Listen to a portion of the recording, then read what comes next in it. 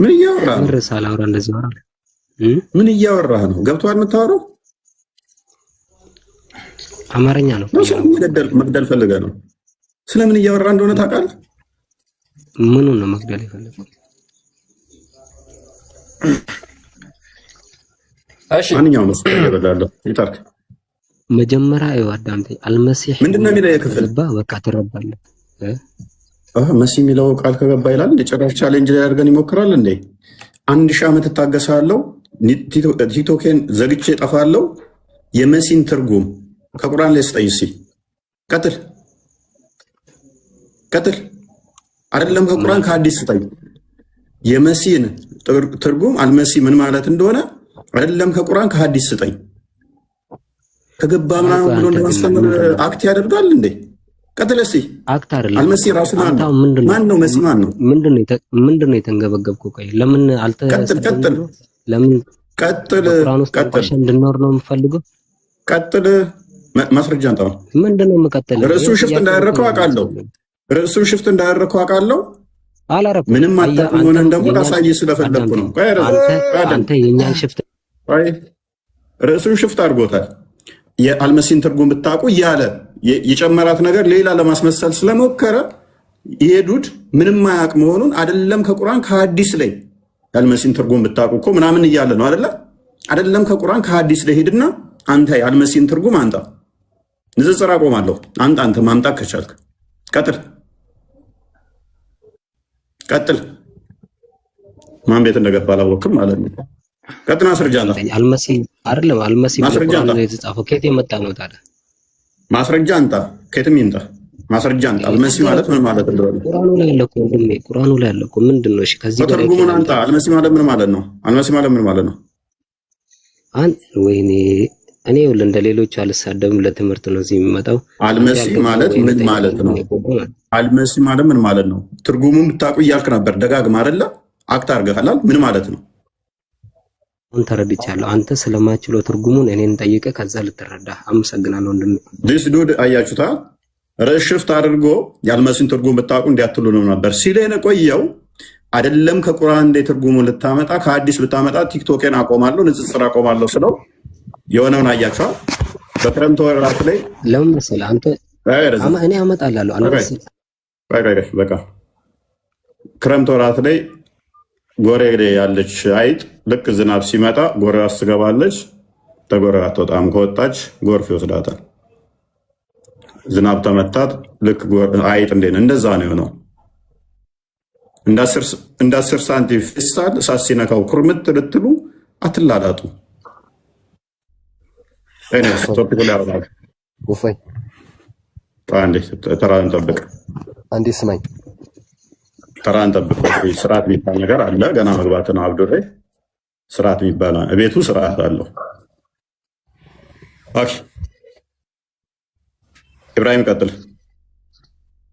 ኑሪ አላነብም ብለህ እኮ ነው 10 ደጋግመህ ማይክን ታነሳለህ። እሺ ቀጥል፣ አንብብ። ወይንም ሰላም፣ እንዴት ናችሁ? ሰላም ነው ለና አለን። እኔ ግን ይመስለኛል በወቅቱ የነበሩትንና ሲያሳድዱ የነበሩትን ይመስለኛል እንደዛ የሚራገመው። ለምሳሌ ተበቴዳ በሚለው መውሰድ እንችላለን። ተበቴዳ ሀቢላሀቢ የሚለው አሁን እስካሁን ድረስ ይቀራል። አይሆንማ። ተበቴዳ ሀቢላሀቢ የሚለው እሱ ለአንድ ሰው የወረደ ስለሆነ ነው።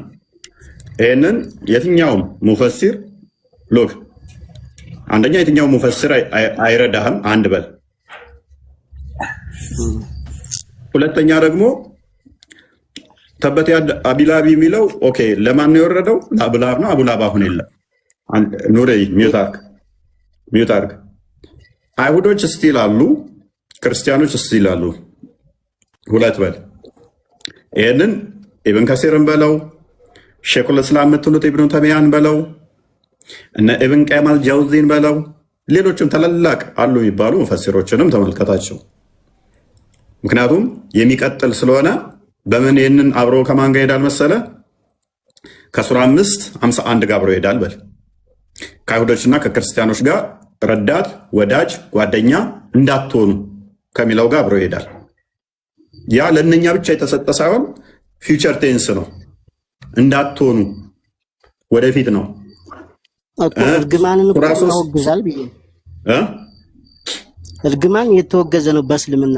ለምሳሌ ባለፈውም አንተ ስትል ነበር ሴቶች ተራጋሚና ካዲናችሁ ስለሚል እርግማኑ የተወገዘ የሚሆነው ማለት መሰለ ሙስሊሙ ላይ ሲሆን ሙስሊም ላይ ከሆነ ነው እርግማኑ ትክክል ካልሆነ ኦኬ እንደዛ ከሆነ ለምሳሌ ነብይ የመጨረሻ ሞቱ ላይ አንደኛ ደረጃ ሱራ 9 በደንብ አስተውል። ሱራ 9 የወረደው መጨረሻ ነው። ይሄን አለ አይደለ? ሱራ 9 ሌሎችን አብርጌት የሚያደርግ ነው። ስለዚህ ሱራ 9 እንደው ምርቃት ቢኖር እንኳን ቁርአን ውስጥ ክርስቲያኖች የሚመርቅ እንኳን ቢኖር እንዳለ አብርጌት ያደርጋቸዋል፣ ያስወግዳቸዋል። አንድ በል ሁለተኛ ያው አሁን ኢብን ከሲርን ከፍቶትልሃል ተፍሲሩን ማለት ነው።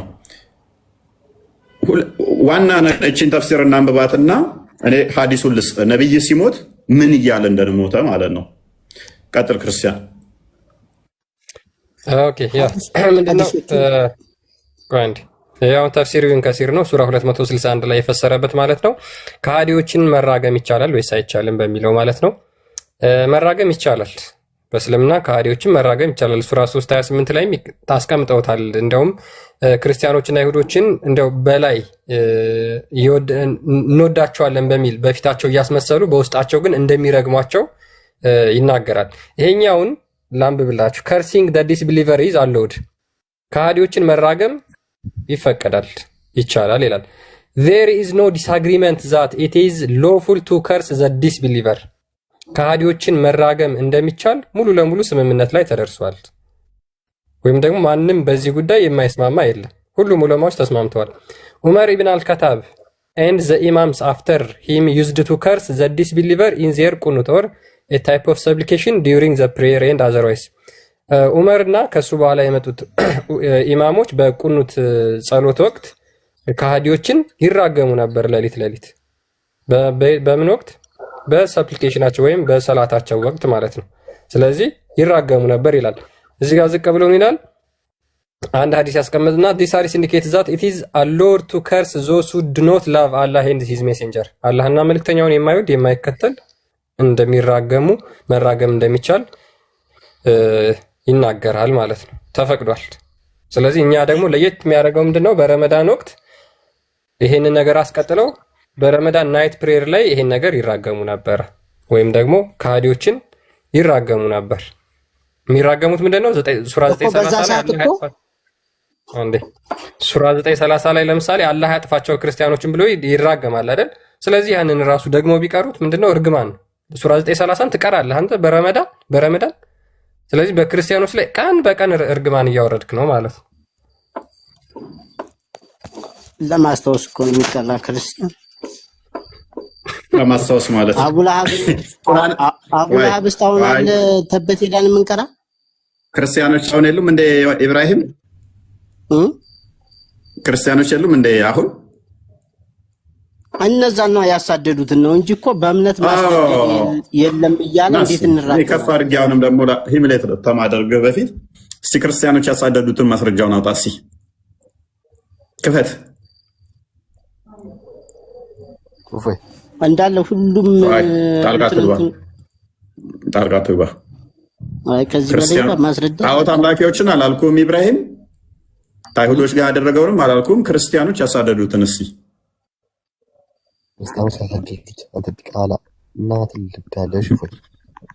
ከማን የተማርከው ነው? ከነብይ ከነብይ የተማርካት እቺው ነች የምትሆነው።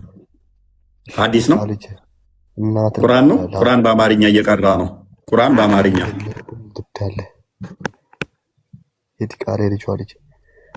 ትጨርስ ትመልሳለህ ግን አይደል? ቁርአን በአማርኛ ነው። የነህ ማለት ነው እንደ ነብይ አንዳንድ ይኸውልህ ስድቡን ተውና ምንድነው ከነብይ ባንዴ ከቁርአን ነው ይሄንን የሸመደርከው አይደል? ዛሬ ረመዳን ነው። በረመዳን ወቅት ላይ ክርስቲያኖችን መሳደብና መራገም ነው ብለናችሁ ነበር። ስለዚህ ተግባራዊ እያደረከው ነው። ስለዚህ ተግባራዊ እያደረከው ነው ማለት ነው።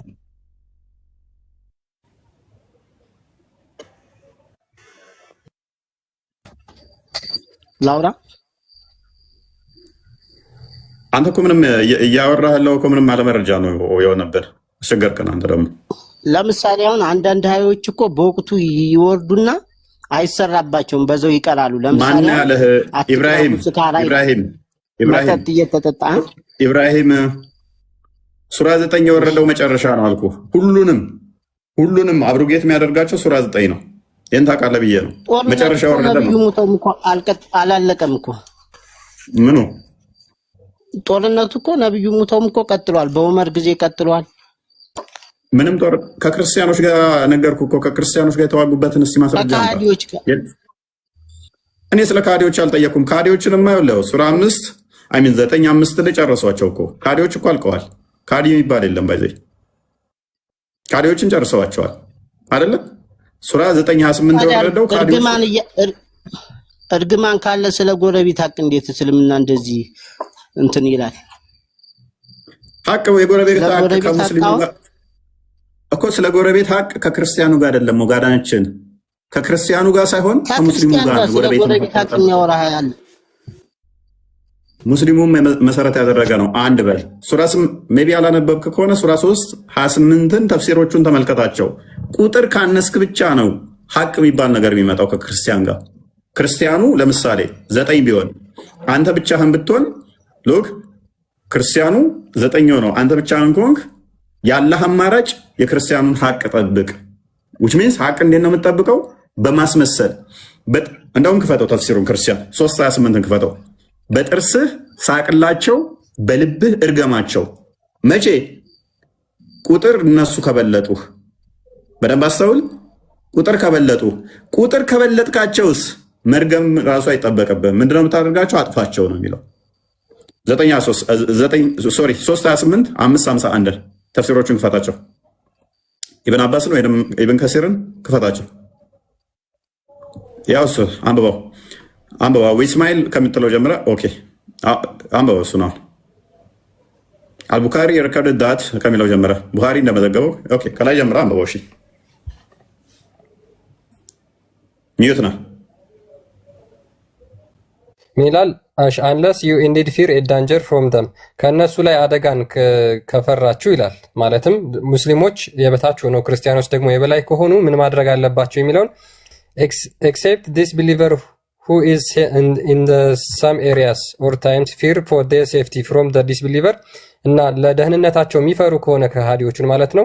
in case such believer are allowed to show friendship ምንድነው አማኞች ሙስሊሞች ለነዛ ለክርስቲያኖቹ ልክ እንደሚወዷቸው ማስመሰል ይችላሉ። to the disbeliever outwardly በውጫዊ ማለት ነው። ምንድነው እንደሚወዷቸው ያስመስላሉ። but never inwardly ነገር ግን በውስጣቸው ጭራሽ መውደድ የለባቸውም፣ መውደድ አይችሉም። for instance ለምሳሌ አልቡኻሪ ሪከርድ ዛት አቡ አርዳድ said አቡ ሃሪ እንደዘገበው አቡ አርዳድ እንደዚህ አለ we smile in the face of some people although our hearts curse them በአንዳንድ ሰዎች ወይም ካዲዎችን ስናይ እንስቅላቸው ነበር፣ ነገር ግን ውስጣችን ይረግማቸው ነበር። ስለዚህ ከነሱ ፍራቻን የምታይ ከሆነ ምንድነው ትስቅላቸዋለህ፣ ውስጥ ግን ይራገማል። በፍጹም እነሱን ጓደኛ፣ ወዳጅ፣ ረዳት አድርገህ መያዝ አትችልም። መራገም ነው ያለብህ። ኦኬ ይሄ ደግሞ የሚተገበረው መቼ ነው? በረመዳን ወቅት ላይ ሰሃባዎቹ ደግሞ ወሩን ሙሉ የሚያደርጉት ይራገሙበት ነበረ። ተቂያ የተፈቀደው ቁጥር ካነስክ ብቻ ነው።